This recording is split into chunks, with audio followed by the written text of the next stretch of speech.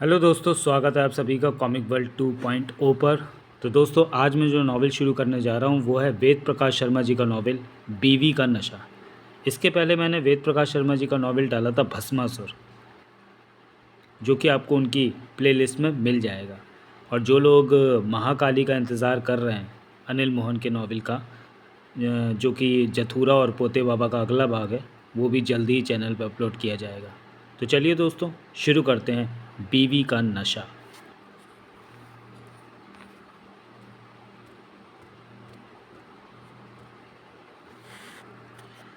उन दिनों मैं कानून का बेटा के क्लाइमैक्स में बुरी तरह जूझ रहा था जब संजय भारद्वाज मेरठ आया। रोडवेज पर बस से उतरते ही स्वामीपाड़ा के लिए एक रिक्शा ली और इसके बाद 319 स्वामीपाड़ा पर पहुंचा। दोपहर का वक्त था। मैं अपने छोटे से कमरे में छोटी सी टेबल पर लिखने में तल्लीन था। संजय का सामना बहादुर से हुआ। बहादुर जानता है कि जब मैं लिख रहा हूँ तो आगंतुक को क्या जवाब देना, अतः उसने कह दिया, बाबूजी शाम 6 बजे के बाद मिल सकते हैं। संजय ने पूछा, है नहीं क्या? लिख रहे हैं। अच्छा, उन्हें छोड़ो, भाभी जी यानी उनकी मिसेज को बुला दो जरा। बहादुर ने मैसेज मधु को दिया। मधु दरवाजे पर पहुंची तो संजय को खड़ा देखते ही चौंक पड़ी। वह राजा पॉकेट बुक्स के प्रकाशक के बेटे की पार्टी में संजय से मिल चुकी थी। बोली, अरे भाई साहब, आप यहाँ? संजय ने हाथ जोड़कर नमस्ते की। मधु ने भी हाथ जोड़ दिए। मधु संजय को ऊपर ले आई, सीधा मेरे कमरे में, और दुका हुआ दरवाज़ा खुलते ही जब मैंने उस तरफ देखा तो संजय को देखते ही उठ पड़ा। मुंह से निकला, अरे संजय तुम? वह कुछ नहीं बोला। बोलने का मौका मैंने दिया भी नहीं। इतने ज़बरदस्त झटके के साथ खड़े होकर उसे अपने गले लगाया कि कुर्सी उलट गई। मेज पर पड़ी बेजान वस्तुओं को भूकंप का सामना करना पड़ा। संजय को अपने यहाँ देखकर मैं बेहद खुश था। कानून का बेटा का क्लाइमेक्स दिमाग से काफुर। यहाँ ये स्पष्ट कर देना बेहद ज़रूरी है कि जिन दिनों मैं लिखता हूँ उन दिनों अपने कमरे से बाहर की दुनिया से लगभग कट जाता हूँ। अखबार पढ़ने तक का टाइम नहीं निकाल पाता। अर्थात इस बात का मुझे बिल्कुल इल्म नहीं था कि पिछले हफ्ते संजय के साथ कितनी अनोखी, अनूठी, रोमांचकारी, उलझन भरी और दिलो दिमाग को हिला देने वाली दुर्घटना घटी है। हाँ, उसके आने के ढंग और हुलिये ने मुझे उलझन में ज़रूर डाला था। हाथ में कोई सूटकेस नहीं, शेव बड़ी हुई थी, कपड़े अस्त व्यस्त। साफ नज़र आ रहा था कि वह कम से कम एक हफ्ते से नहीं नहाया। आंखें सुर्ख होकर साफ साफ चुगली खा रही थी कि पिछले कई दिनों से सो भी नहीं सका है। कहने का मतलब यह है कि उसे उस अवस्था में देखकर मुझे विचित्र सा तो ज़रूर लगा, क्योंकि संजय हमेशा टाई शाई लगाकर टंच रहने वाला शख्स था। किंतु इस बारे में उसके आते ही सवाल ठोक देना मुनासिब नहीं था। मधु नीचे जा चुकी थी, शायद चाय बना रही होगी। वह जानती है कि किसी के आते ही सबसे पहले क्या करना है। करिश्मा और खुशबू स्कूल गई हुई थी, सो पानी लेकर बहादुर हाजिर हुआ। जब वह पानी पी चुका तो मैंने पूछा, और सुनाओ संजय, क्या लिख रहे हो आजकल? कुछ नहीं। क्यों? लेखक को कुछ ना कुछ लिखते रहना चाहिए भाई। मैं तुम्हारे पास एक इंतहाई ज़रूरी काम से आया हूँ वेद। ऐसा क्या ज़रूरी काम है जिसके लिए ज़रा भी सब्र नहीं कर पा रहे हो? तो मैं यहाँ पहुँचे 2 मिनट से ज़्यादा नहीं गुजरे और लगे काम की बात करने। संजय ने मेरे शब्दों पर ध्यान नहीं दिया, अपनी ही धुन में बोला, वह मुझे विभा जिंदल से मिलना है। विभा? मैं उछल पड़ा, दिल धक्के से रह गया था। हाँ, उसने कहा, वही विभा जिंदल जिसके बारे में तुमने अभी 3.5 घंटे नामक उपन्यास में लिखा था। वह जिससे अपनी स्टूडेंट लाइफ में तुम एक तरफा मोहब्बत कर बैठे थे। मैं उस विभा जिंदल से मिलना चाहता हूँ जो जिंदलपुरम की बहुरानी है। 3.5 घंटे में जिसने अपने पति और ढेर सारे लोगों के हत्यारे को बेनकाब किया था। हमेशा की तरह विभा जिंदल का नाम जुबान पर आते ही मेरा दिल ज़ोर ज़ोर से धड़कने लगा। गहराइयों से एक मीठी सी कसक उठी। यह वह दर्द था जो हर शख्स को बड़ा प्यारा लगता है। खुद को नियंत्रित करके मैंने पूछा, तुम विभा से क्यों मिलना चाहते हो? तुम्हारे ख्याल से वह बेहद बेहद ब्रिलियंट है ना? बेशक, मैंने कहा। अगर तुमने 3.5 घंटे का जिक्र किया है तो जाहिर है कि मेरा ये उपन्यास तुमने पढ़ा है, और अगर पढ़ा है तो विभा के बारे में ये सवाल पूछना ही नहीं चाहिए। उसमें मैंने विभा की एक एक एक्टिविटी, सोचने का तरीका और गुत्थियों को सुलझाने की उसकी कला का विस्तार से विवरण किया। सारा उपन्यास विभा की खूबियों से भरा पड़ा है। तुमने पढ़ा ही होगा कि अपने पति का कत्ल होने के बाद उसने कैसे कैसे कारनामे अंजाम दिए, कितने चालाक हत्यारे को 7 तालों के अंदर से निकाल कर बेनकाब कर डाला। संजय गंभीर स्वर में बोला, मैं उपन्यास की नहीं, वास्तविक ज़िंदगी की बात कर रहा हूँ वेद। क्या मतलब? मुमकिन है कि 3.5 घंटे में तुमने विवाह के बारे में बढ़ा चढ़ाकर लिख दिया हो। हम लेखक लोग ऐसा अक्सर। नहीं संजय, मैंने उसकी बात काट कर कहा।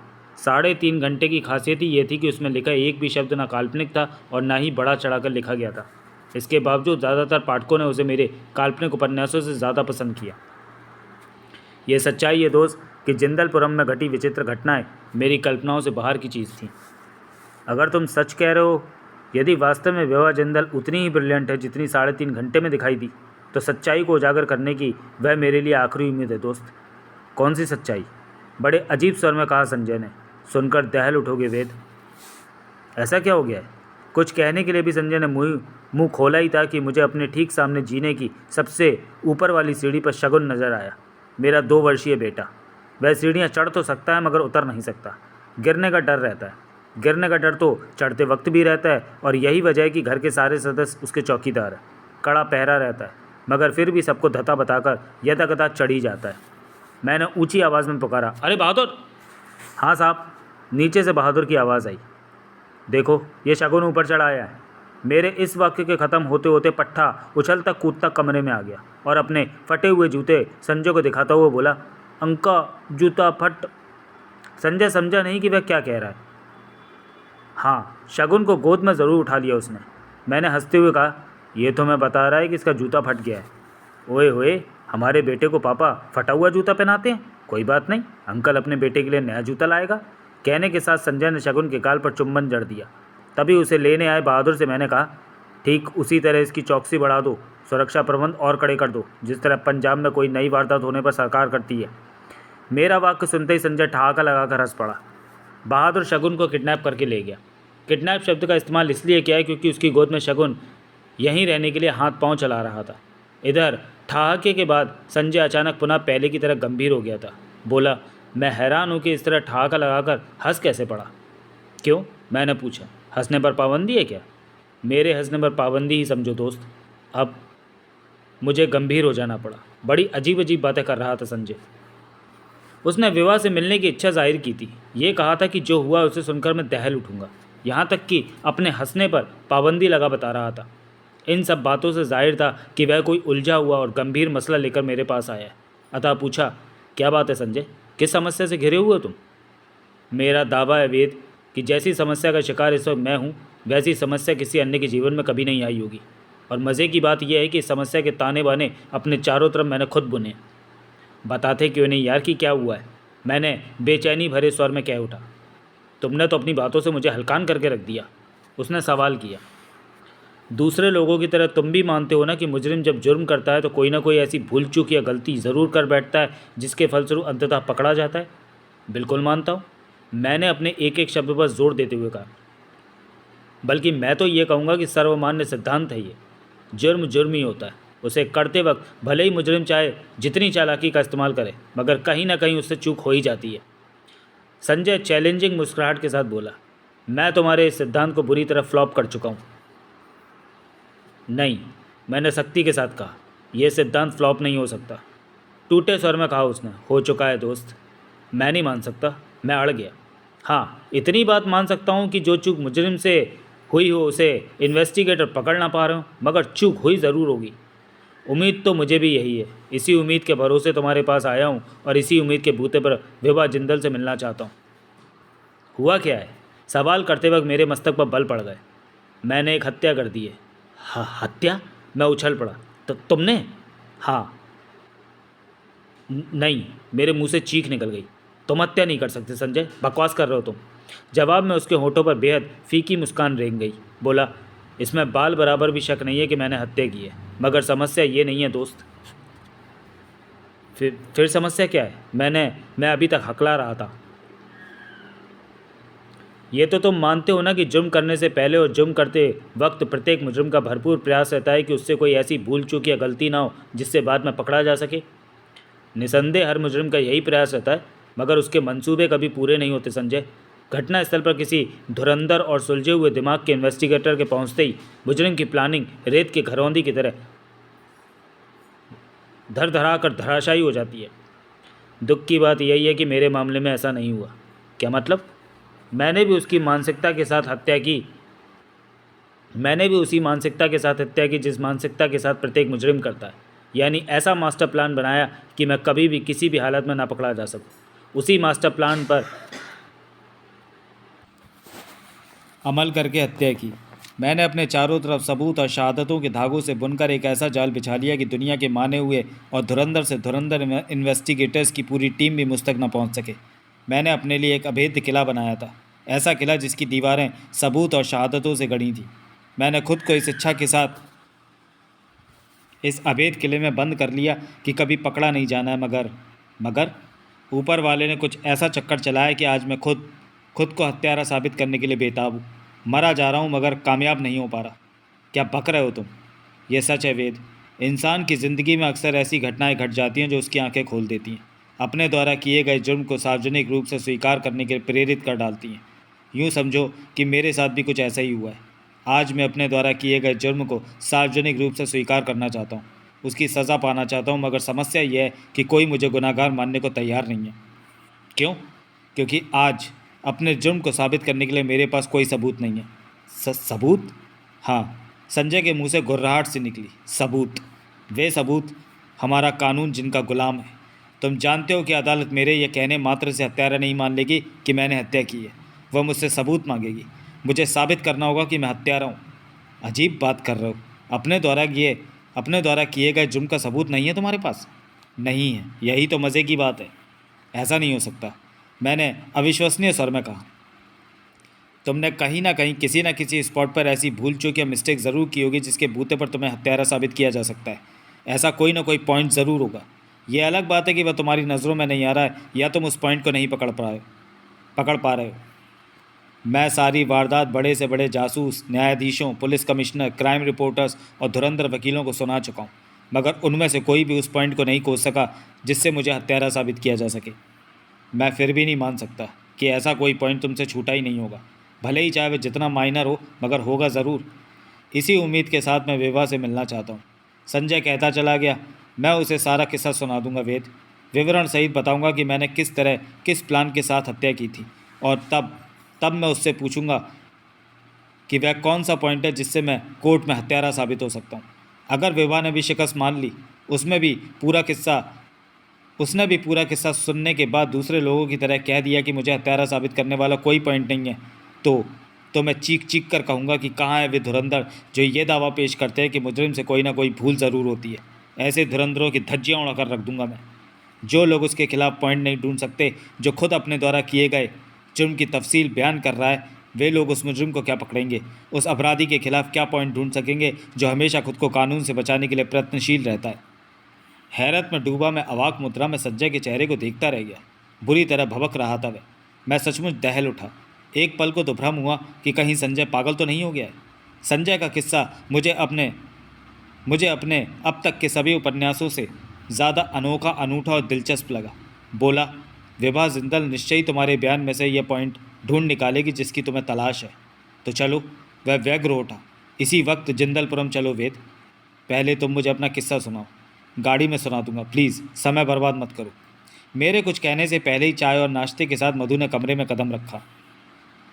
हम अपनी गाड़ी से जिंदलपुरम के लिए रवाना हुए। रास्ते में संजय ने अपने द्वारा किए गए जुर्म का विवरण सुनाया। मैं ध्यानपूर्वक एक एक पॉइंट पर गौर करता हुआ सुन रहा था। कोशिश यही थी कि मैं ही वह पॉइंट ढूंढ निकालूं जिसके बूते पर संजय को हत्यारा साबित किया जा सके, मगर अंत तक पहुंचते पहुंचते मेरा दिमाग चकरा उठा। खोपड़ी चकर गिन्नी बन गई। कहीं भी एक भी तो लूज़ पॉइंट नज़र नहीं आया मुझे। मेरे प्रेरक पाठकों, अगले चैप्टर से मैं संजय द्वारा किए गए जुर्म का मुकम्मल ब्यौरा एक एक पॉइंट के साथ कहानी के रूप में सिलसिलेवार आप लोगों के सामने रख रहा हूँ, इस ऑफ़र के साथ कि अगर आप उस पॉइंट को खोज सकते हैं तो संजय को हत्यारा साबित कर सकें तो खोजें, मगर आपके पास केवल तब तक का समय है जब तक कि हम विभा जिंदल के पास ना पहुंच जाएं, क्योंकि मुझे पूरा विश्वास है कि विभा उस पॉइंट को खोज निकालेगी। अगर आप उससे पहले खोज सकते हैं तो खोजें, मगर ध्यान रहे, एक एक पंक्ति, एक एक लफ्ज़ ध्यान से पढ़ने पर ही वह पॉइंट मिल सकता है, क्योंकि अगले दृश्य की पहली ही पंक्ति से एक योजना शुरू होगी। ऐसी योजना जो धीरे धीरे परवान चढ़ती हुई अपने क्लाइमैक्स पर पहुंचेगी, और ये क्लाइमैक्स उसी पंक्ति पर जाकर ख़त्म होगा जिसके तुरंत बाद आप जिंदलपुरम की तरफ बढ़ रहे मुझसे और संजय से पुनः मिलेंगे। अतः हमारे विभा के पास पहुंचने से पहले अपनी बुद्धि की परीक्षा खुद लें, खुद परखें कि आप कितने बुद्धिमान हैं। वह बंगला दुल्हन की मानद सजा हुआ था, जिसके बाहर फुटपाथ पर दोनों तरफ दूर दूर तक गाड़ियों की कतारें लगी थी। हालत ये थी कि बड़ी मुश्किल से संजय ने अपनी गाड़ी पार्क की और लॉक करने के बाद बोला, ऐसा लग रहा है जैसे शहर के सारे अमीर यहीं इकट्ठा हो गए। संध्या का पति शहर के नंबर 1 अमीरों में से एक है, किरण ने कहा। उसकी मैरिज एनिवर्सरी पर सारे शहर के अमीर इकट्ठा नहीं होंगे तो क्या भिखारी आएंगे? भंवर शहर के 80% पेट्रोल पंपों का मालिक है।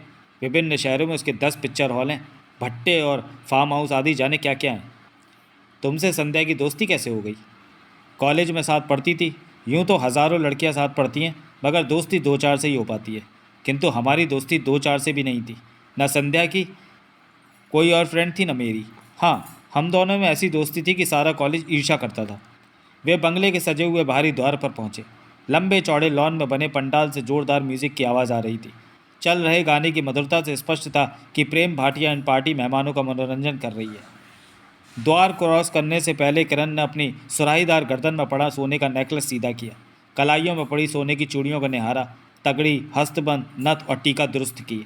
संजय ने उसकी यह अदा नोट की थी तब जबकि वह पंडाल के द्वार पर पहुंचे। मेहमानों का स्वागत करने के लिए वहां संध्या और भंवर स्वयं मौजूद थे। किरण पर नज़र पड़ते ही संध्या बेबाक अंदाज में चिल्ला उठी, अरे तू अब आई है इतनी देर बाद? किरण को कुछ कहने का मौका नहीं मिला क्योंकि संध्या ने लपक कर उसे गले लगा लिया था। भंवर खूबसूरत नहीं था और संध्या भी सांवली थी। नाक नक्श भी खास न थे, मगर 16 श्रृंगार, कम से कम 10,000 की साड़ी और सोने के गहनों ने उसे सुंदर बना दिया था। गले में एक नेकलेस था। संपूर्ण गहनों के बीच वह ऐसा लग रहा था जैसे तारों के बीच चंद्रमा। असंख्य हीरों से जड़ा 10 झालरों वाला वह नेकलेस संध्या की नाभि तक का था। नाभि के पास से चंद्राकार गोलाई के साथ पुनः उसके काले कंठ की तरफ जा रहा था। इस नेकलेस के सामने अन्य गहने ठीकरे से लगने लगे। जाने क्यों संजय की दृष्टि उस पर चिपक कर रह गई। पार्टी चलती रही, मेहमान आते जाते रहे। चलती पार्टी के दरमियान वे कई बार संध्या और भंवर से अलग भी हुए, मिले भी, परंतु संजय की चोर दृष्टि रह रहकर नेकलेस को निहारती रही। 12 बज गए। संजय और किरण ने डिनर ले लिया। अधिकांश मेहमान जा चुके थे। जब उन्होंने भंवर दंपत्ति से इजाज़त चाही तो संध्या ने उनकी बात काट दी, एक ना सुनी और रात के 2 बजे तब विदा किया जब लगभग सभी मेहमान जा चुके थे। विदा होते वक्त संजय के दिमाग में वे कीटाणु घुस चुके थे जो किसी को भी बर्बाद कर सकते हैं। वह लाल रंग की मारुति थी, ना आगे नंबर प्लेट न पीछे। वे कुल 4 युवक थे। चारों के चेहरों पर नकाब। उस वक्त रात के 1:45 बजे थे और भंवर के बंगले के बाहर खड़ी एकमात्र फिएट को अपनी गाड़ी में बैठे ही बैठे यूं घूर रहे थे जैसे वह कोई हसीना हो। ड्राइविंग सीट पर बैठे नकाबपोश ने कहा, मेरे ख्याल से आज रात के लिए यही शिकार ठीक रहेगा। मेरा ख्याल भी यही है, दूसरे ने कहा। तो फिर यहाँ क्यों बैठे हो? अपने हिस्से का काम निपटाओ। ओके। कहने के बाद वो मारुति से उतरा, फिएट के नज़दीक पहुंचा और जाने क्या जादू किया उसने कि फिएट का लॉक खुल गया। अंदर प्रविष्ट होकर उसने लॉक पुनः लगा लिया। वह पिछली सीट और अगली सीट की पुष्ट के बीच छुप गया। कहा नहीं जा सकता कि उसे ये बात मालूम भी थी या नहीं कि ये फिएट फेमस उपन्यासकार संजय भारद्वाज की है।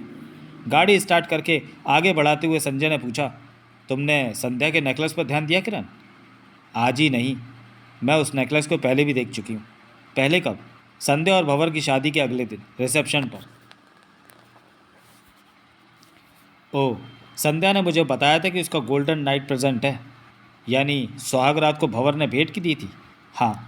ड्राइविंग करते हुए संजय ने एक नज़र किरण की बाईं तर्जनी में मौजूद हीरे की उस अंगूठी पर डाली जो उसने सुहाग रात को किरण को भेंट की थी।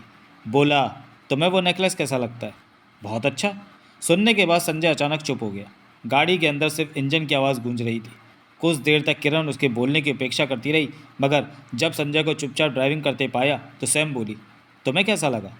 बहुत अच्छा, लेकिन ये हकीकत है किरण कि वह नेकलेस संध्या की छोटी सी और सांवली गर्दन में उतना नहीं जचा जितना किसी गोरी और सराईदार गर्दन में जचता। ऐसी गर्दन कहाँ से लाओगे? है मेरे पास। कहने के साथ जो संजय ने किरण की गर्दन की तरफ देखा तो किरण के मस्तिष्क को झटका सा लगा। अभी तक सारी वार्ता को वह हल्के फुल्के ढंग से ले रही थी, मजाक समझ रही थी, किंतु ये महसूस करते कि उसके मुखड़े पर गंभीरता छाती चली गई कि संजय बेहद गंभीर है। बोली, आखिर तुम कहना क्या चाहते हो? इससे ज़्यादा कुछ नहीं कि अगर तुम्हारे गले में भी एक वैसा ही नेकलेस पड़ा हो तो तुम्हारी खूबसूरती में 4 चांद लग जाएंगे। संजय, किसी भयानक आशंका से किरण का लहजा काम किया। ऊट पटांग बातें मत सोचो। इसमें ऊट पटांग क्या है? देखो संजय, किरण उसे समझाने वाले भाव से बोली, किसी की इतनी कीमती चीज़ देखकर हम उसकी प्रशंसा तो कर सकते हैं, मगर उसे पाने के बारे में सोचना पागलपन है। क्या कीमत है उसकी? 1 साल पहले संध्या के रिसेप्शन पर पूछी थी, तब उसने 50 लाख कहा था। 50 लाख? संजय हकला गया। अब तो और महंगा हो गया होगा, किरण कहती चली गई। वह हमारे बूते से बाहर की चीज़ है संजय, और इंसान को ऐसी चीज़ हासिल करने के बारे में सोचना भी नहीं चाहिए जो उसके बूते से बाहर हो। हालांकि कीमत सुनने के बाद संजय के हौसले खुद पस्त हो गए थे और किरण ने जो कुछ कहा था वह इसी इच्छा से कहा था कि वह वैसा नेकलेस उसे पहनाने की बात अपने दिमाग से निकाल दे। परंतु संजय को लगा कि वह उसकी खिल्ली उड़ा रही है, उस पर व्यंग कस रही है। उसे ऐसा भी लगा कि किरण उसे तुच्छ समझ रही है। उसे एक अजीब सी और ऐसी हीनता का आभास होता चला गया जिसका आभास कराने की वास्तव में किसी ने भी कोशिश नहीं की थी। थोड़े नाराज़गी भरे स्वर में पूछा उसने, क्या तुम ये समझती हो कि वह मेरे बूते से बाहर है? तुम्हारे नहीं संजय, मैंने हमारे शब्द का इस्तेमाल किया था। वह हमारे बूते से बाहर की चीज़ है। ऐसा कैसे कह सकती हो तुम? उनमें और हम में बहुत फ़र्क है। भंवर की आमदनी के अनेक स्रोत हैं। शायद उसे खुद ठीक से मालूम नहीं होगा कि उसे कितनी आमदनी है, जबकि यहाँ तो तुम रात रात भर जागकर अपने दिमाग की नसों में दौड़ रहे खून को टाइपराइटर के माध्यम से कागज़ों पर उतारते हो, तब कहीं जाकर गिने चुने पैसे हाथ लगते हैं। मेरे ख्याल से ऐसा नहीं है कि मैं वैसा नेकलेस तुम्हारे लिए नहीं बनवा सकता, संजय कहता चला गया। 50 लाख की तो बात है। जब मैं और बेहतर लिखूंगा तो मेरे उपन्यास की डिमांड और ज़्यादा होगी। ज़्यादा उपन्यास बिकेंगे तो प्रकाशक भी मुझे ज़्यादा पैसा देगा और एक दिन में वैसे नेकलेस को हासिल करने में कामयाब हो जाऊंगा। हालांकि किरण का दिल चाहा कि वह कह दे कि उपन्यास चाहे कितने बिकने लगे, प्रकाशक चाहे जितना पैसा देने लगे, मगर 50 लाख का अंक तब भी उससे बहुत दूर होगा। किंतु ये सब उसने कहा नहीं। ये सोचकर नहीं कहा कि ये शब्द संजय में निराशा भर देंगे और निराशा एक लाइलाज कुंठा को जन्म देती है। अतः संभल कर बोली, हाँ ये बात तो ठीक है, कोशिश की जाए तो क्या नहीं किया जा सकता। तुम्हारी दूध सी गोरी और सराईदार पतली गर्दन में वैसा नेकलेस ठीक वैसे ही खिलेगा किरण, जैसे चोली दामन पर खिलती है। दरअसल कारीगर ने उसे बनाई तुम जैसी अप्सरा की कल्पना करके होगा। वैसे नेकलेस में तुम दूज का चांद सी लगोगी। सौंदर्य तुम्हें देखकर खुद शर्मा जाएगा। ड्राइविंग करते हुए संजय की आंखों में स्वर्णिम सपनों का सागर उमड़ सा पड़ा। वह कहता चला गया, मैं रात दिन एक कर दूंगा, अच्छे से अच्छा लिखूंगा, मगर तुम्हें वैसा नेकलेस पहना कर रहूँगा।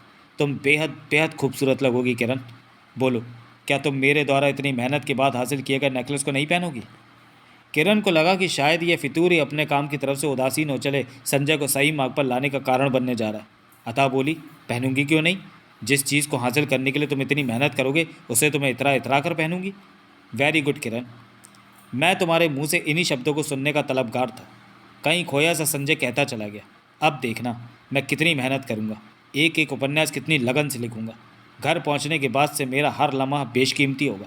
हर क्षण मेरे कदम नेकलेस की तरफ बढ़ेंगे।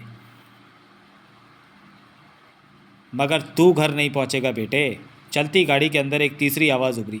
पति पत्नी चौंके, मगर अभी ठीक से कुछ समझ नहीं पाए थे कि एक व्यक्ति अपने हाथ में मौजूद रिवॉल्वर की नाल किरण की कनपटी से सटाता हुआ गुर्राया, अगर ज़रा भी चालाकी की तो गोली मार दूंगा। किरण को सांप सूंघ गया। संजय इस बुरी तरह हड़बड़ाया कि गाड़ी सड़क पर मदमस्त शराबी के समान लड़खड़ा उठी। वह गुर्राया, गाड़ी संभालो संजय बाबू, वरना अपनी इस प्यारी प्यारी बीवी के साथ तुम भी दुनिया से कूच कर जाओगे। संजय ने खुद को बड़ी मुश्किल से संभाला। गाड़ी की स्पीड स्वतः कम होती चली गई। स्पीड कम मत करो, वह पुनः गुर्राया, गाड़ी को पहले जैसी रफ्तार पर चलने दो। संजय के पैर ने एक्सीलेटर पर कुछ इस तरह दबाव बढ़ाया जैसे रिवॉल्वरधारी के शब्द उसकी ताकत थे। स्पीड बढ़ गई। गाड़ी अब पूरी तरह संजय के काबू में थी, परंतु दिमाग में साएं साएं हो रही थी। बैंक व्यू मिरर की मदद से वह देख चुका था कि रिवॉल्वरधारी के चेहरे पर नकाब है, हाथों में दस्ताने। ज़बरदस्त कोशिश के बाद वह बड़ी मुश्किल से पूछ सका, कौन हो तुम? तुम्हारी तरह अपनी बीवी का एक दीवाना। नकाबपोश ने मजाक किया, ये यहाँ हमारी गाड़ी में कैसे पहुँच गए? फिएट का लॉक मैं 5 पैसे के एक सिक्के से खोल लेता हूँ। लेकिन मैं तुम्हारी गाड़ी में तुम्हें अपना इंटरव्यू देने के लिए नहीं छुपा था। संजय के सवालों के सिलसिले को ख़त्म करने के बाद वह कहता चला गया, मुझे नहीं मालूम कि तुम अपनी बीवी को कौन सा नेकलेस पहनाना चाहते हो। हाँ, इतना जानता हूँ कि जो जेवरात तुम्हारी बीवी ने पहन रखे हैं वे मेरी बीवी के जिस्म पर इससे बेहतर लगेंगे। संजय की सिट्टी पिट्टी गुम हो गई। किरण स्टैचू के मानिंद बैठी थी, मानो पलके तक न झपका पाई हो। सुना नहीं तुमने? उसने रिवॉल्वर की नाल से किरण के सिर को ठोका। जेवर उतारने शुरू करो और तुम चुपचाप गाड़ी चलाते रहो मिस्टर संजय। अगर ज़रा भी चालाकी की तो अपनी इस खूबसूरत बीवी से हाथ धो बैठोगे। मुझे अकेला मत समझना, पीछे एक गाड़ी आ रही है, उसमें मेरे 3 साथी और हैं। संजय की रही सही हिम्मत भी जवाब दे गई, मुंह से बोल ना फूटा। पीछे आ रही गाड़ी की हेडलाइट काफ़ी देर से उसकी निगाह में थी और उसने सोचा था कि शायद उससे कोई मदद मिल सके, परंतु ये सुनने के बाद तो उसके हौसले ही पस्त हो गए कि उस गाड़ी में इसी लुटेरे के साथी है। वह समझ गया कि लुटेरों ने योजना बनाकर उन्हें घेरा है। सड़क पर दूर दूर तक कोई अन्य वाहन नहीं था। सबसे पहले गले में पड़ा नेकलेस उतार कर मेरे हवाले करो। नकाब नकाबपोश का स्वर बेहद कठोर था। उसके बाद अंगूठी, टीका, झुमके, नथ, हस्तबंद और तगड़ी। जल्दी करो। किरण ने सहमी नज़रों से संजय की तरफ देखा। संजय हालात को काफ़ी हद तक समझ चुका था। बोला, यही करो किरण, जो ये कहे। वेरी गुड, इसे कहते हैं समझदारी। नकाबपोश ने चटखारा लिया। जान है तो जान है तो जहान है। नेकलेस मेरे हवाले करो किरण देवी, और भगवान से दुआ करो कि संजय बाबू जिंदा रहें। अगर ये रहे तो इस किस्म के जाने कितने जेवर तुम फिर पहन लोगी। किरण के मुंह से बोल न फूटा। मारे गुस्से के संजय पागल हुआ जा रहा था, मगर कुछ कर नहीं सकता था। रिवॉल्वर अगर खुद उसकी कनपटी पर रखा होता तो शायद वह कोई प्रयास करता, किंतु हालात उलट थे। किरण के जीवन का रिस्क वह नहीं ले सकता था। सो गाड़ी चलती रही। किरण के जिस्म से जेवर उतरते रहे। अपना आतंक निरंतर बनाए रखने के लिए नकाबपोश बीच बीच में उन्हें धमकाता रहा। किरण का अंतिम गहना अपनी जेब में ठूसने के बाद उसने संजय से कहा, गाड़ी रोको। संजय का पैर एकदम ब्रेक पर पहुंच गया। तीव्र चरमराहट के साथ गाड़ी रुक गई और मुश्किल से 3 मिनट बाद पीछे वाली गाड़ी भी ब्रेकों की चरमराहट के साथ उनकी गाड़ी के ठीक बराबर में रुकी। मारुति की ड्राइविंग सीट से झांकते हुए एक नकाबपोश ने पूछा, काम हो गया नंबर 7? यस बॉस, संजय की गाड़ी में मौजूद नकाबपोश ने कहा। मारुति की पिछली सीट से कहा गया, आ जाओ। नंबर 7 का हाथ फिएट के पिछले दरवाजे के क्लोजर की तरफ बढ़ा ही था कि बॉस घुर्राया, ठहरो। नंबर 7 ठिठक गया। मारुति की ड्राइविंग सीट पर बैठे बॉस की नज़रें किरण पर स्थिर थी।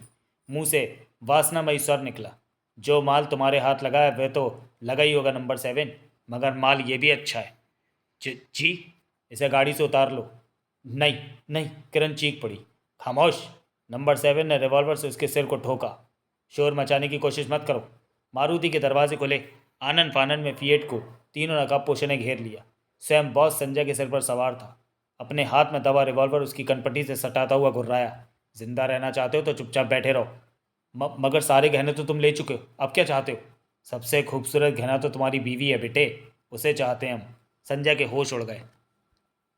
नंबर 7 घुर्राया, तुम हमें रोक नहीं सकते मिस्टर संजय, क्योंकि जो हमें करना है उसे तुम्हें गोली मारने के बाद भी कर सकते हैं। संजय का दिमाग जाम होकर रह गया था। तभी तभी एक अन्य नकाबपोश ने बाहर से फिएट का दरवाज़ा खोलकर किरण से कहा, चल बाहर निकल।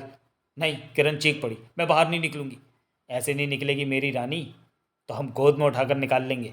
कहने के साथ उसने दोनों हाथ गाड़ी के अंदर डाले और किरण को पकड़कर बाहर खींच लिया। बचाओ बचाओ, मुझे इन दरिंदों से बचाओ संजय। किरण चीख पड़ी।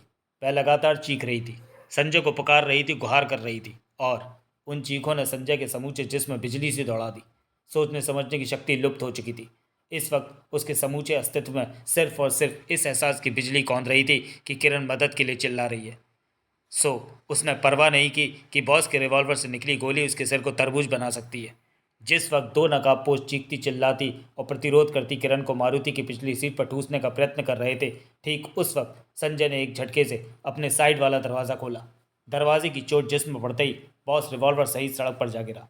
संजय ने गाड़ी एक झटके से आगे बढ़ाई। उस वक्त नंबर 7 अपनी साइड का दरवाज़ा खोलकर फिएट से बाहर निकलने का प्रयास कर रहा था। तीव्र झटका लगने का अंजाम यूं हुआ कि वह मुंह के बल सड़क पर जा गिरा। परंतु संजय को होश नहीं था कि वह क्या कर रहा है। वह अपनी गाड़ी को टर्न देकर मारुति के सामने अड़ा देना चाहता था, मगर इस इरादे पर उस वक्त पानी फिर गया जब एक झटका खाकर गाड़ी बंद हो गई। शायद हड़बड़ाहट के कारण क्लच और एक्सीलेटर का तारतम्य गड़बड़ा गया था। संजय के पास गाड़ी को पुनः स्टार्ट करने का समय नहीं था। हालांकि वह काफ़ी तेज़ी से दरवाज़ा खोलकर बाहर निकला, किंतु तब तक हाथ में रिवॉल्वर लिए बॉस अपने उन दोनों चमचों की मदद के लिए मारुति के नज़दीक पहुंच चुका था, जो किरण को अपनी गाड़ी में ठूसने के लिए जूझ रहे थे। अब संजय को किसी अंजाम की परवाह नहीं थी। वह नियत ही उन पर झपट पड़ा। गुत्थम गुत्था हो गया। संयोग से तभी वे सब एक ट्रक की हेडलाइट से नहा गए। ट्रक करीब 20 मीटर दूर सामने वाले मोड़ से प्रकट हुआ था। नंबर 7 चीख पड़ा, भागो बॉस, ट्रक आ रहा है। संजय का हौसला कुछ और बढ़ गया। वह उस नकाबपोश के ऊपर चढ़ बैठा जो इस वक्त उसके कब्जे में था। नंबर 7 और चौथा नकाबपोश गाड़ी की तरफ लपके। ट्रक बेहद नज़दीक आ चुका था। संजय की गिरफ्त में फंसे नकाबपोश की तरह बॉस भी दौड़कर मारुति में सवार होने के लिए मरा जा रहा था, मगर किरण चीचड़ी की तरह उससे चिपटी हुई थी। वह चीखा, मुझे छोड़ दे हरामजादी, छोड़ मुझे। परंतु किरण ने उसे कसकर पकड़ लिया। ट्रक रुक चुका था। उसकी ड्राइविंग सीट से कोई चिल्लाया, ठहरो, मैं आ रहा हूँ। और घबराकर बॉस ने गोली चला दी। गोली की आवाज़ के साथ किरण के मुंह से निकलने वाली चीख फिजा में दूर दूर तक गूंज गई। अपने शिकार को दबोचे संजय ने जब उस दिशा में देखा तो किरण को कटे वृक्ष की तरह सड़क पर गिरती पाकर पूरी शक्ति से चीख पड़ा, किरण! वह उसकी तरफ लपका। उसका शिकार अपने बॉस की तरह मारुति की तरफ।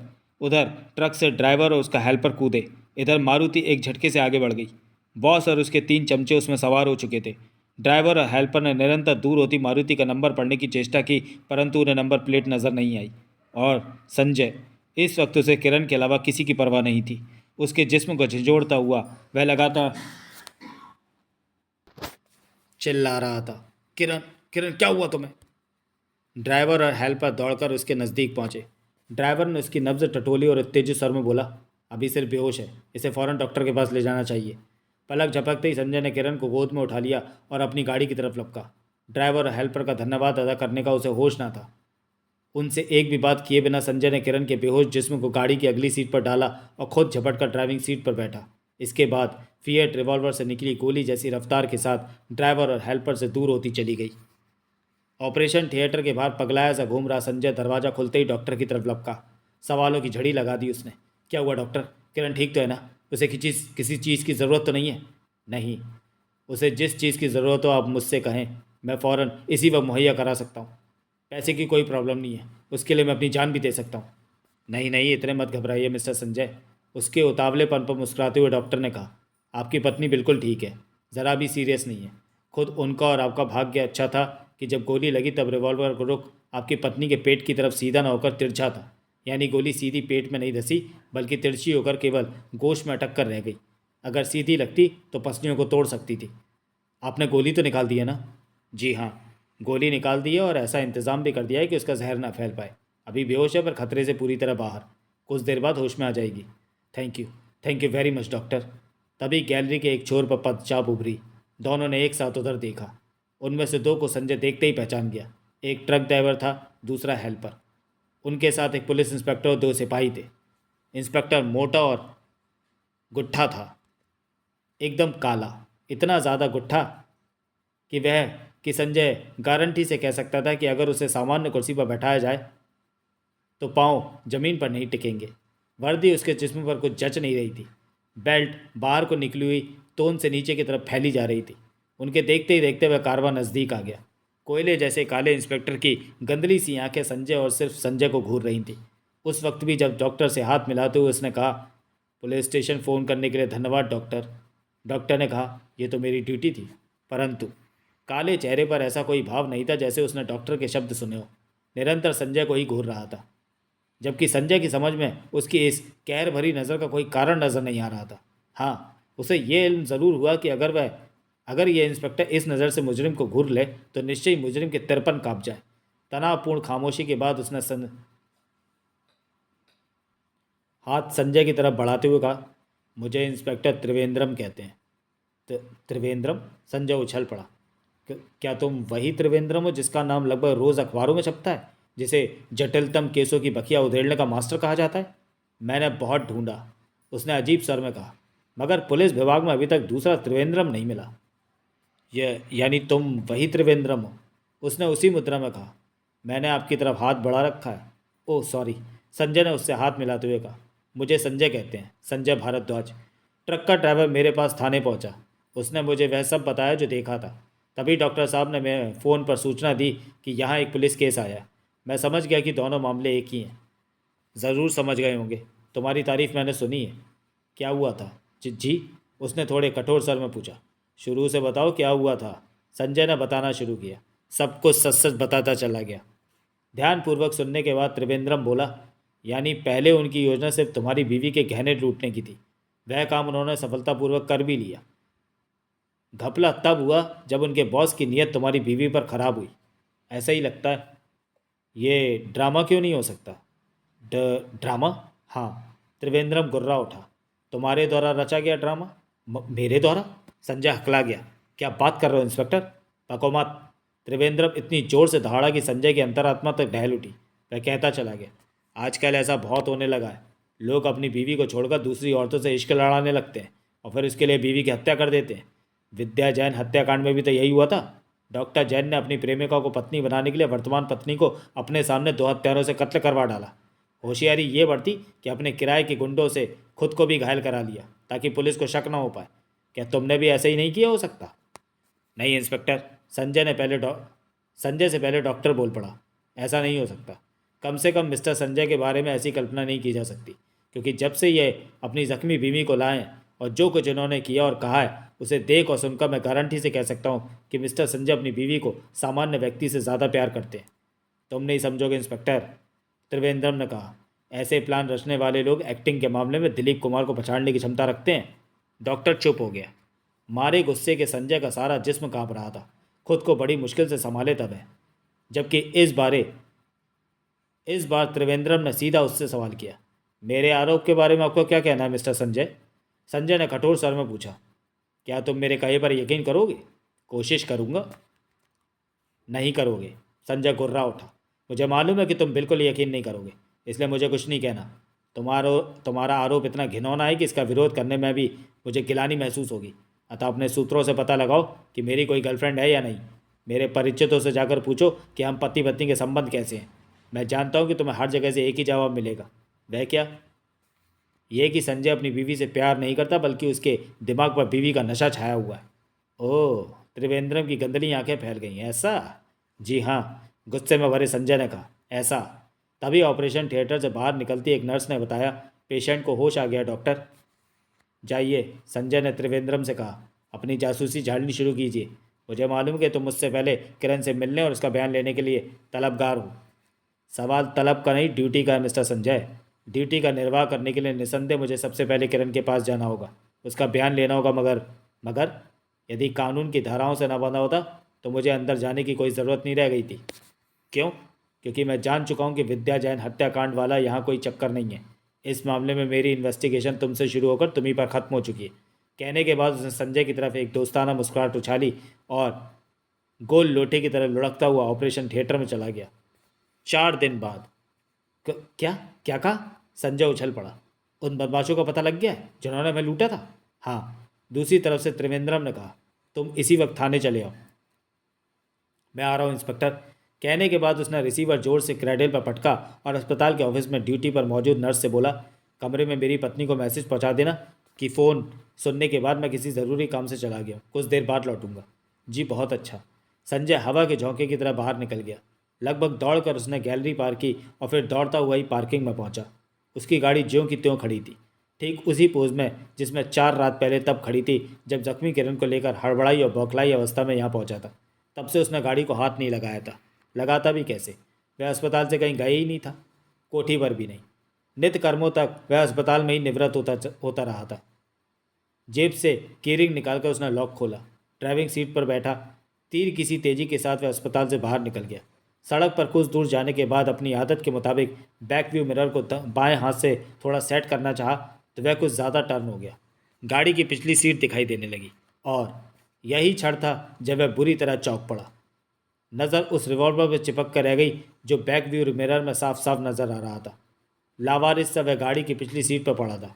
यह वही रिवॉल्वर था जिसके बूते पर नंबर 7 ने किरण के जेवर उतरवाए थे।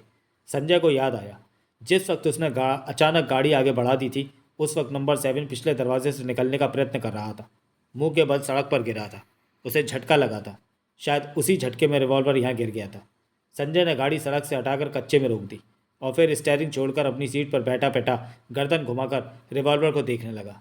बहुत देर तक सिर्फ देखता रहा। दिल धाड़ धाड़ करके बज रहा था। शायद सोच रहा था कि रिवॉल्वर को छुए या नहीं। संजय को याद आया,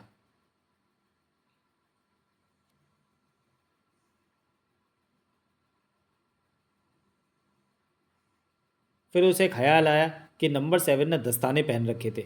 रिवॉल्वर पर उसकी उंगलियों के निशान होने का सवाल ही नहीं उठता। तो हाथ बढ़ाकर रिवॉल्वर उठा लिया।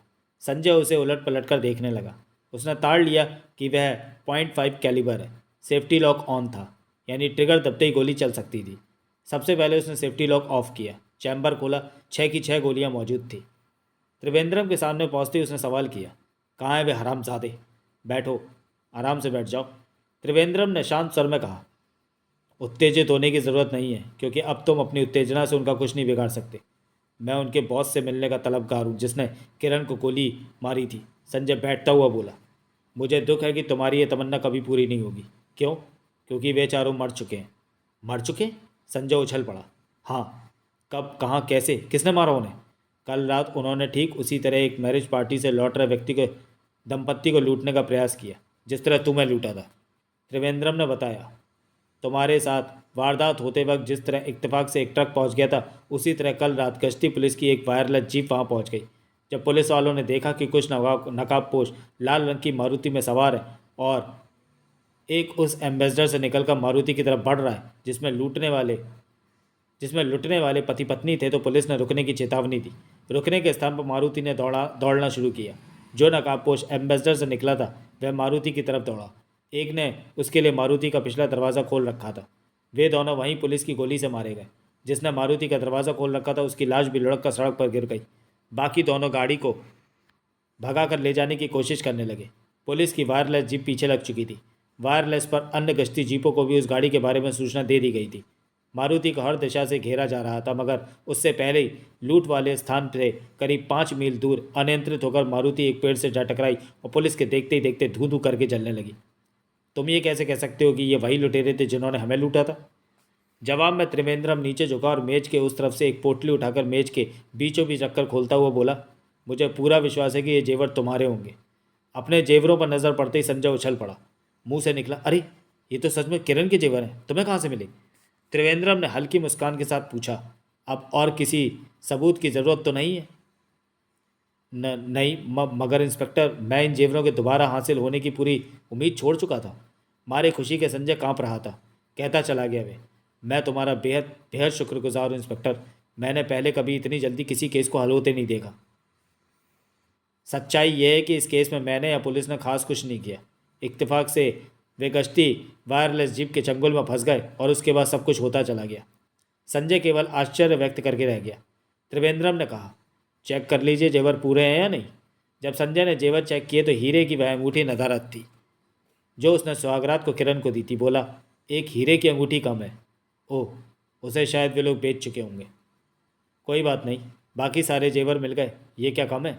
संजय ने कह तो दिया, परंतु अंगूठी के बिना उसे अपनी खुशी अधूरी अधूरी सी लग रही थी।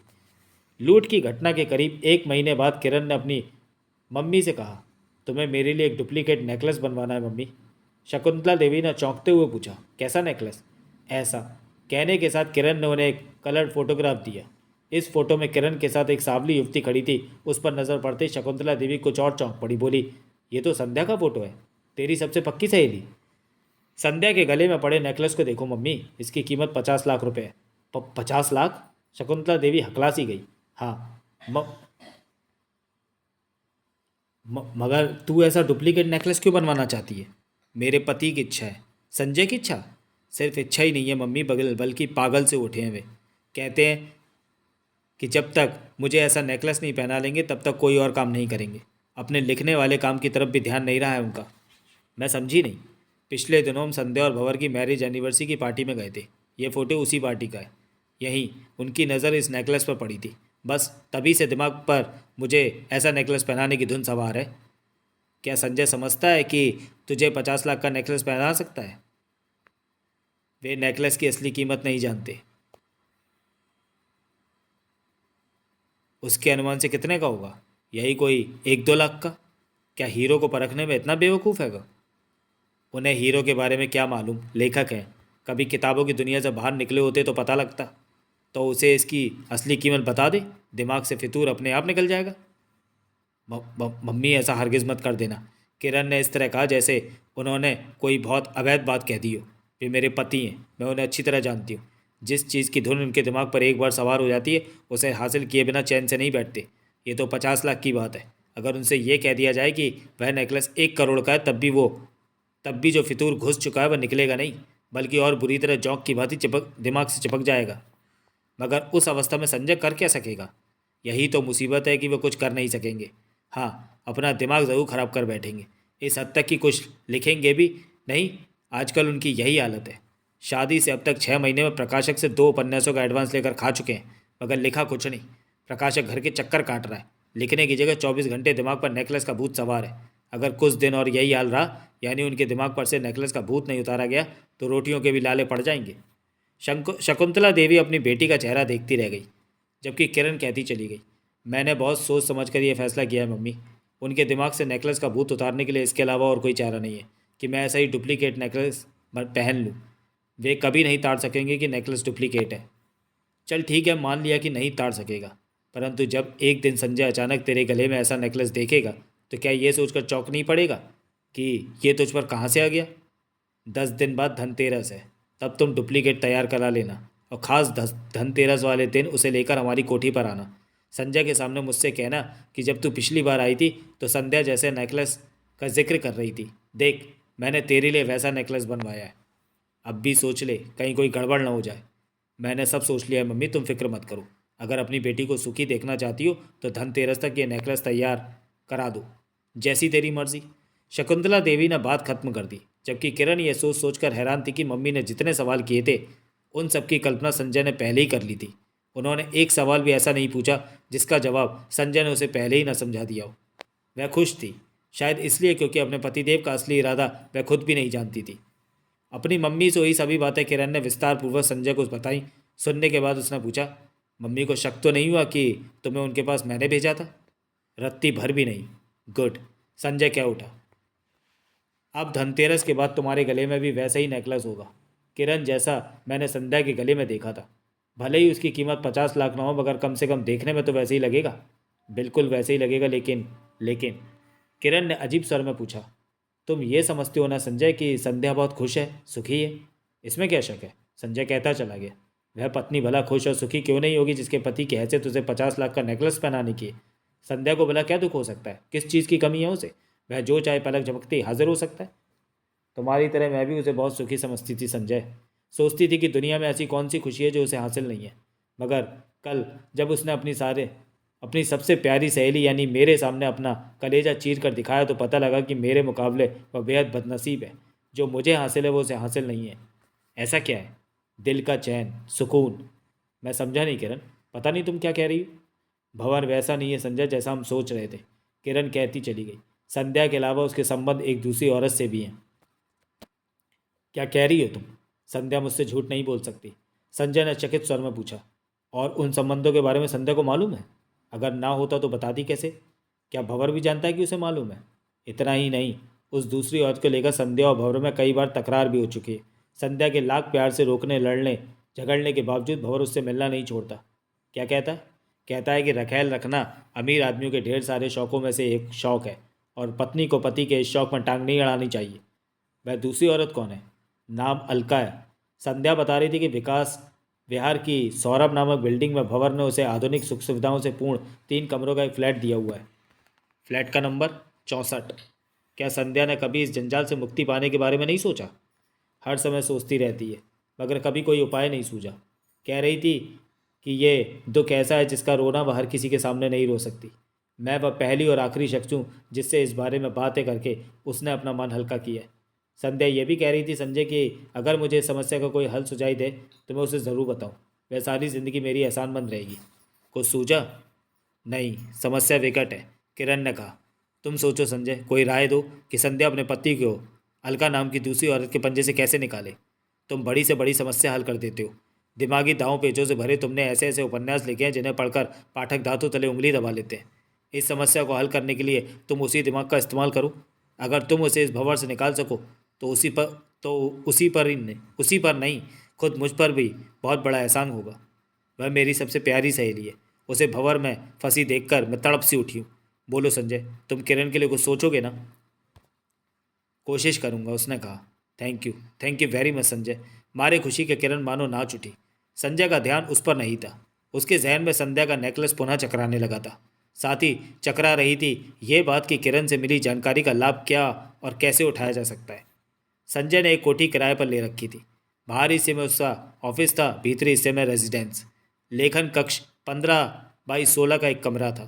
बीचों बीच एक विशाल और चमकदार सनमाइका वाली मेज पड़ी थी। बहुत सी किताबें उस पर करीने से सजी हुई थी। टाइपराइटर अपने स्थान पर रखा था। उसके पीछे थी ऊंची पुश्त वाली व गद्देदार रिवॉल्विंग चेयर, जिस पर बैठकर संजय अपने दिमाग में घुबड़ने वाले विचारों को टाइपराइटर के जरिए कागजों पर उतारता था। कमरे की 3 दीवारों पर शीशे की किवाड़ वाली अलमारियां थीं। उनमें असंख्य उपन्यास सजे थे, कुछ उसके और ज़्यादातर दूसरे लेखकों के। चौथी दीवार में एक दरवाज़ा था। दरवाजे में लोहे की जाली लगी हुई थी और जाली के पार था करीब 1 गज चौड़ा साइड लॉन। इस दरवाजे में बाहर की तरफ एक ताला लगा हुआ था। संजय की रूबी नामक एक सेक्रेटरी थी। वह लेखन कक्ष के बाहर रिसेप्शन में बैठा करती थी। देश के विभिन्न शहरों, कस्बों और गांव से आने वाले संजय के पाठकों और उनके पत्रों से निपटने के अलावा रूबी ऑफिस की देखभाल भी करती थी। प्रत्येक नया उपन्यास लिखने से पहले उसके कथानक पर रूबी से डिस्कस करने की संजय को आदत सी पड़ गई थी। लेखन कक्ष में पहुंचने के बाद संजय अपनी कुर्सी पर बैठ गया। दोनों पैर मेज पर टाइपराइटर के बराबर में रखे और पीठ के धक्के से रिवॉल्विंग चेयर की पुश्त पीछे कर ली। सिर पुश्त से टिकाकर उसने आंखें बंद कर लीं और हौले हौले कुर्सी पर झूलने लगा। कुर्सी बहुत धीरे धीरे चू चू करने लगी। यह उसका सोचने वाला पोज था। रूबी के शब्दों में संजय भारद्वाज का वह पोज था जिसमें वह अपने दिमाग से छेड़खानी कर रहा होता था। परंतु आज इस पोज में आते ही दिमाग छिटक कर संध्या के नेकलेस पर स्थिर हो गया और फिर वह दिमाग जो दिमागी दांव पेचों से भरा कहानी सोचा करता था, संध्या के नेकलेस के बारे में सोचता चला गया। रूबी प्रत्यक्ष में भले ही आज की डाक देखने में व्यस्त नजर आ रही थी, किंतु वास्तव में उसके कान लेखन कक्ष की तरफ लगे थे।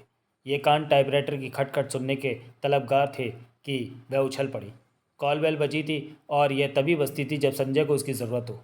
सो उसने बड़ी फुर्ती से अपना आंचल वक्ष स्थल पर डाला और पलक झपकते ही लेखन कक्ष का दुका हुआ दरवाज़ा आहिस्ता से खोलने के बाद धीमे स्वर में बोली, यस सर, कम इन। कुर्सी की पुष्ट से सिर टिकाए संजय ने कहा। उसकी आंखें अभी बंद थी। रूबी आगे बढ़कर मेज के इस तरफ ठीक संजय के सामने पड़ी कुर्सी पर बैठ गई और यही क्षण था जब संजय ने न सिर्फ आंखें खोली बल्कि पैर नीचे लटकाकर कुर्सी पर सीधा बैठता हुआ बोला, मेरे दिमाग में नई कहानी का पूरा तो नहीं मगर धुंधला धुंधला सा खाका बन रहा है। उसके बारे में तुम्हें बताना चाहता हूँ। शुरू कीजिए सर। नए उपन्यास की कहानी एक ऐसे किरदार की कहानी होगी जो इतनी सफाई से जुर्म करता है कि कहीं भी किसी भी स्पॉट पर भूल चूक या गलती नहीं करता। धुरंधर से धुरंधर इन्वेस्टिगेटर अपना सिर खपा कर रह जाता है मगर कोई क्लू नहीं मिलता। मुजरिम ने जुर्म इतने परफेक्ट प्लान के साथ किया होता है कि दूर दूर तक वह नहीं फंस सकता। कहानी के बारे में बताना शुरू कीजिए। मेरा मुख्य किरदार बेहद गरीब है। दुनिया में उसका अपना एक बेटे के अलावा कोई नहीं है। उसकी पत्नी बेटे को जन्म देते ही चल बसी थी। मेहनत मजदूरी करके अपना पेट काट काट कर उसने बेटे को उच्च शिक्षा दिलाई है। शुरू से उसका एक ही सपना है, बेटे को डॉक्टर बनाना। संक्षेप में यूँ समझो कि वह अपने बेटे से बेहद बेहद प्यार करता है और उसे डॉक्टर बनाने के लिए कुछ भी कर सकता है। सुन रही हो ना? सुन रही हूँ। बेटा 90% पढ़ाई पूरी कर चुका है, यानी अब उसे MBBS में एडमिशन लेना है। उस वक्त मेरे किरदार के सामने ये समस्या आती है कि बिना 5 लाख के MBBS में एडमिशन नहीं हो सकता। करेक्ट? रूबी ने स्वीकृति में गर्दन हिलाई। संजय ने आगे कहना शुरू किया। शुरू में अपनी नेचर के मुताबिक मुख्य किरदार सीधे कामों से 5 लाख हासिल करने की कोशिश करता है मगर हाथ निराशा लगती है। तभी उसकी नज़र अपने एक दोस्त की उंगली में मौजूद हीरे की अंगूठी पर पड़ती है। बातों ही बातों में उसे पता लगता है कि अंगूठी की कीमत 10 लाख रुपए है। सोचता है कि अगर वह उसके हाथ लग जाए तो आधे यानी 5 लाख में तो बिकी जाएगी। शुरू में वह यह सोचकर इस ख्याल को दिमाग से निकालने का प्रयत्न करता है कि अंगूठी चुराना अपराध होगा, परंतु बेटे का प्यार जीत जाता है। अंत में वह दृढ़ निश्चय कर लेता है कि बेटे की खुशी की खातिर वह अंगूठी को उड़ाएगा। अंडरस्टैंड? रूबी ने पुनः स्वीकृति में गर्दन हिलाई। वह अंगूठी उड़ाना भी चाहता और ये भी नहीं चाहता कि इस जुर्म में कभी पकड़ा जाए। रूबी बोली, ऐसी इच्छा हर मुजरिम की होती है। सुनती रहो। संजय एकाग्रचित होकर कहता चला गया। अंगूठी वाला दोस्त अंगूठी को किन्हीं विशेष अवसरों पर ही पहनता है, हर वक्त नहीं पहने रहता। रूबी ने पूछा, बाकी समय कहाँ रखता है? बैंक लॉकर में, संजय ने बताया। वह अंगूठी को विशेष अवसर से एक दिन पहले बैंक लॉकर से निकाल कर लाता है और अगले दिन पुनः उसी में डाल आता है। यानी मुख्य किरदार को अंगूठी उड़ाने के लिए एक बार में 3 दिन और 2 रातें मिलेंगी। जाहिर है। आगे एक दिन मुख्य किरदार को अपने दोस्त से पता लगता है कि उसकी बीवी किसी अन्य मर्द से अनैतिक संबंध रखती है और उसके पीछे पागल है, और वह मुख्य किरदार से यह भी कहता है कि अगर वह उसे ऐसी कोई तरकीब बता दे जिससे वह अपनी बीवी को उसके प्रेमी के मोहजाल से निकाल सके तो वह उसका एहसानमंद रहेगा। रूबी ने केवल स्वीकृति में गर्दन हिलाई। मुख्य किरदार के पास एक रिवॉल्वर है। रिवॉल्वर भी ऐसा जिसके बारे में उसके अलावा किसी को नहीं पता है कि है। संजय अपने एक एक शब्द पर जोर देता हुआ बोला, और वह जानता है कि आगे भी कम से कम उस वक्त तक किसी को भनक लगने की कोई संभावना नहीं जब तक कि वही अपने मुंह से न बोल दे। मान लिया कि है। ठीक ऐसा ही एक रिवॉल्वर अंगूठी वाले दोस्त के बेडरूम में बेड की दराज में भी रखा है। उस रिवॉल्वर पर साइलेंसर भी लगा हुआ है। यहाँ एक बात और स्पष्ट कर देना ज़रूरी है, और वह ये कि अंगूठी या तो लॉकर में रहती है या दोस्त की उंगली में। अन्य किसी स्थान पर उसे वह नहीं रखता। यानी या तो लॉकर से उड़ाई जा सकती है या दोस्त की उंगली से। संजय ने कहा, लॉकर से उड़ाने की तो बात ही दिमाग से निकाल दो, क्योंकि हमारा मुख्य किरदार इतना परफेक्ट मुजरिम नहीं है कि वह किसी अन्य के लॉकर को खोल सके। अगर होता तो उसे दोस्त की अंगूठी के पीछे पड़ने की क्या ज़रूरत थी? किसी के भी लॉकर को खाली कर सकता था। यानी अंगूठी को वह सिर्फ अपने दोस्त की उंगली से उड़ा सकता है। अब सोचना यह है कि वह अंगूठी को कैसे उड़ाए। सोचो रूबी, सोच कर जवाब दो। सोचने के लिए रूबी ने अपने दिमाग पर जोर डाला। कुछ देर बाद बोली, दोस्त होने के नाते मुख्य किरदार को ये तो पता हो गई कि अंगूठी कब लॉकर में और कब उसके दोस्त की उंगली में रहेगी। जाहिर है, जब अंगूठी उंगली में हो तब मुख्य किरदार कहीं से क्लोरोफॉर्म हासिल करे अथवा किसी खाद्य पदार्थ या पेय में कोई ऐसी चीज़ मिलाए जिससे वह बेहोश हो जाए, जब वह अंगूठी उड़ा सकता है। संजय ने रहस्यमय मुस्कान के साथ सवाल किया, और जब वह होश में आएगा? जी, वह समझ रहा होगा कि बेहोश करने वाला उसका दोस्त है। अंगूठी गायब होगी। क्या इन हालात में उसे यह समझने में ज़रा भी दिक्कत पेश आएगी कि अंगूठी किसने गायब की है? वह इस ढंग से बेहोश कर सकता है कि बेहोश होने वाले को पता ही ना लगे कि उसे किसने बेहोश किया था। इससे भी काम नहीं चलेगा। क्यों?